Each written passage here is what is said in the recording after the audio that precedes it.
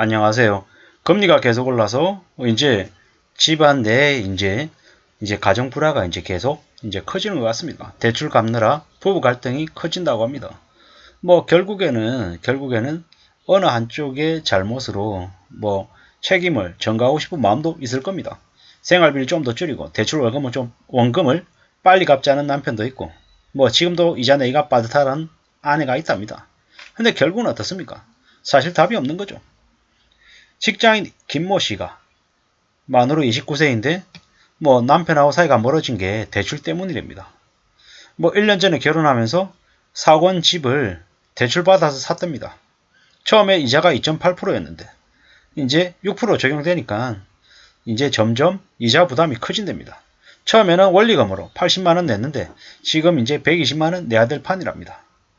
뭐 남편은 이자가 아깝다고 적금 깨서 대출 갚고 생활비 줄여서 원금을 갚자고 합니다. 뭐 그리고 이제 김 씨는 대출 가진 사람들이 뭐 다들 우리처럼 사는데 좀 여유롭게 살자고 반대한답니다. 뭐 이래저래 뭐 서로의 입장 차이가 있는 거지만 결국에는 뭡니까? 대출을 받았기 때문에 이러한 일이 생긴 거다라는 겁니다. 쉽지 않은 상황이죠. 뭐 앞으로 어떻게 되겠습니까? 집은 팔리지 않고 대출 때문에 고민인 사람들이 점점 많아진다. 뭐 대출금리 상승은 생활고를 더 심하게 만들 거다라는 거죠. 늘어난 이자 부담에 대출을 갚기 위한 추가 저축은 극도의 절약 없이는 불가능하다라는 거죠. 사실 우리가 살아가면서 이런 거죠. 20평에 살다가 30평에 살고 40평에 사는 건 아무렇지도 않습니다. 근데 40평 살다가 극단적으로 20평짜리 되게 좁은 곳으로 살면 어떻게 사람들이 생각합니까? 망했다라고 생각하고 매우 견디기 어려워하죠.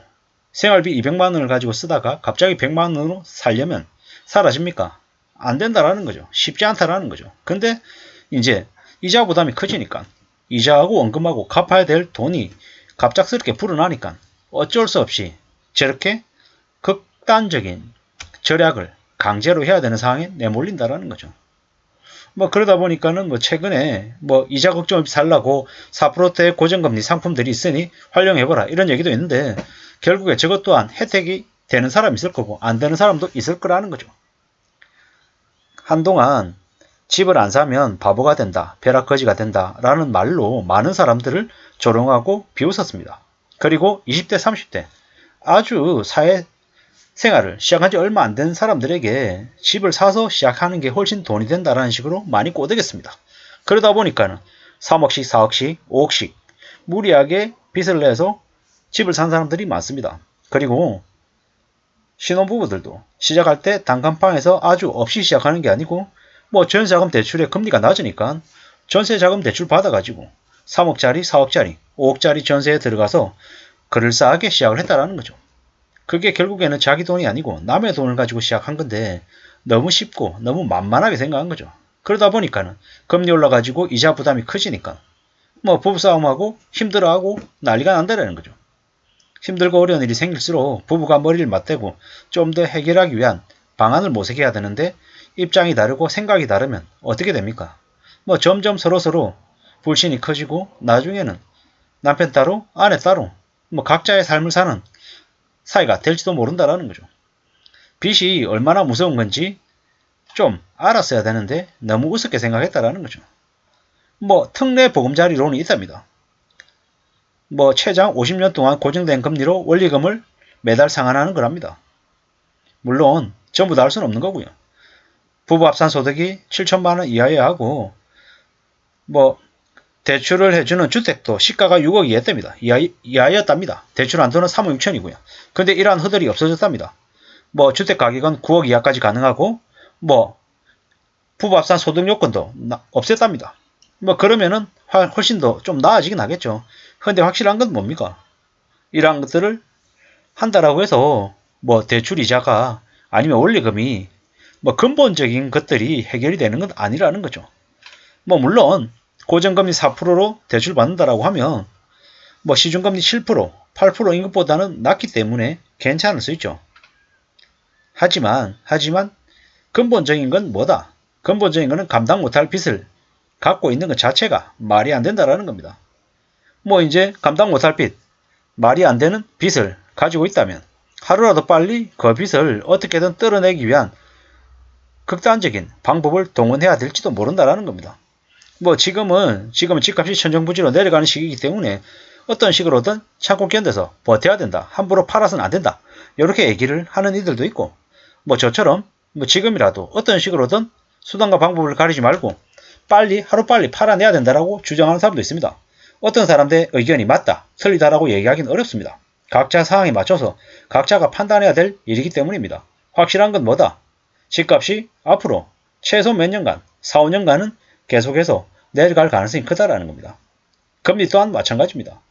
우리가 금리를 2023년 하반기쯤에 내릴 수 있습니까? 없습니다. 절대로 그럴 수 없습니다. 2007년 8월이었나요? 9월이었나요? 미국이 기준금리를 낮추고 난 이후에도 5.25에서 1%대로 내렸나요? 2%대로 내렸나요? 쑥 내리고 난 이후에도 한국은 무려 1년이나 지난 이후에 겨우 금리를 내릴 수 있었습니다. 마찬가지로 지금처럼 한국과 미국의 기준금리가 1% 이상 격차를 내보이고 있는 지금 어떻습니까? 쉽게 금리를 내릴 수 없다라는 겁니다. 한국은행이. 시중은행이 기준금리를 유지하고 있는 것보다 훨씬 더 높은 수준으로 대출자에게 이자를 받고 있습니다. 왜겠습니까? 그들도 축당금을 쌓아야 되기 때문에 어쩔 수 없다라는 겁니다. 빚을 지지 않은 사람들은 그냥 삶이 조금 불편할 뿐이지만 무리하게 빚을 진 사람들은 상상을 초월하는 대충격을 이번에 겪는다라는 겁니다. 그냥 부부 갈등이 조금 커지는 걸로 그치는 게 아니라는 거죠. 가정이 파탄날 정도로 아마 상상을 초월할 정도로 빚의 무게가 훨씬 커질 거다라고 봐야 되겠습니다.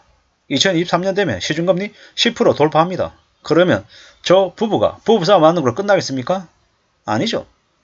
그냥 그 이상으로 갈 수 있음을 말씀드립니다.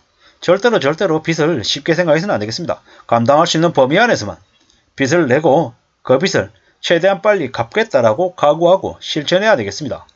지난 몇 년간 문재인 정부 기간에 부동산 시장이 엉망이 되면서 많은 2030들이 빚쟁이로 전락했습니다. 그들이 쉽게 저 빚의 굴레에서 빠져나올 수 있을 것 같지는 않습니다. 그리고 우리 주변에서 상상을 초월하는 대충격들이 2023년부터 많이 벌어질 것 같습니다. 이미 삼성전자도 임원들을 대거 내보내고 또 KB증권도 정리해고를 한다고 하고 여기저기에서 안 좋은 얘기들이 많이 들립니다.